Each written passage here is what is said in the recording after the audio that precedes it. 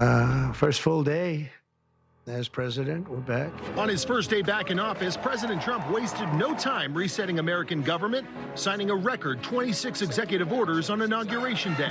Could you imagine Biden doing this? I don't think so. Trump reversing dozens of Biden-era policies on day one, declaring a national emergency at the southern border to end the flow of illegal immigration, increasing America's energy production, and beginning a cultural revolution to permanently change Washington. The chainsaw for bureaucracy. Attention on board. Ladies and gentlemen, Air Force One is currently, for the first time in history, flying over the recently renamed Gulf of America.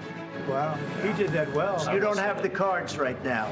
With us, you start having cards. Right? Why don't you wear a suit? This is going to be great television, I will say that. On the foreign policy front, ending Russia's war in Ukraine has proven a far harder task than Trump had expected in his second term. I'm not happy with anything having to do with that war. But Trump proved to be a peacemaker in 2025, ending 8 international conflicts around the world, getting NATO allies to increase their defense spending to 5% of GDP, and bringing Israel's remaining hostages back home. The hostages will come back. They're all coming back on Monday.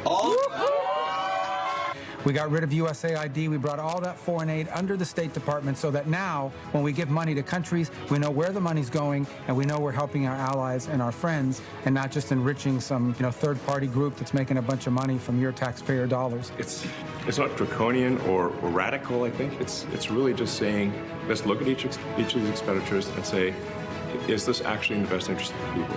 Back at home, April 2nd, given a new moniker by President Trump. It's going to be Liberation Day in America. In a Rose Garden ceremony, Trump announcing sweeping 10% across-the-board reciprocal tariffs on nearly all foreign imports. With some countries paying far higher duties on certain products, it's a gamble that Trump says will bring back American manufacturing while correcting historical trade imbalances. And it's going to be a day that hopefully you're going to look back in years to come and you're going to say, he was right. This has turned out to be one of the most important days in the history of our country. Then on Independence Day, We're going to make official the greatest victory yet when I signed the one big, beautiful bill. President Trump signing his signature One Big Beautiful Bill Act into law.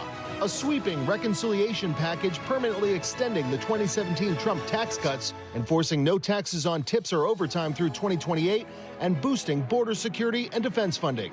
Supporters call the bill a win for workers, but critics say it will only add trillions to the national debt. This bill is a debt bomb ticking.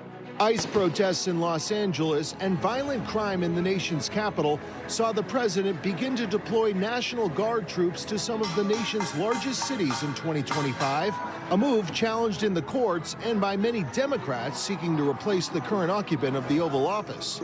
We're going to immediately go to court.